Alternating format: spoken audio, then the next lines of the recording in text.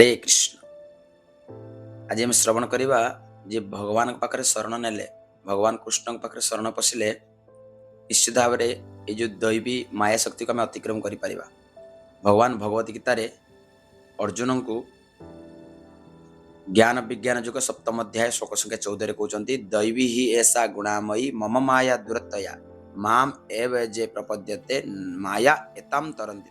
भगवान अर्जुन कहते ये भूत प्रकृतिर त्रिगुण युक्त दैवी माया शक्ति को त्रिगुण युक्त अर्थात सत्व रज तम तीन गुण युक्त माया शक्ति को अतिक्रम करने कठिन, किंतु जी मोर शरण आसे भगवान कहते जी भगवान शरण आसे से निश्चित भाव में ये माया शक्ति को अतिक्रम कर तेणु आम भगवान कृष्ण शरण में निश्चित आसवा और माया शक्ति को अतिक्रम करी भगवान भक्ति रे लागिबा।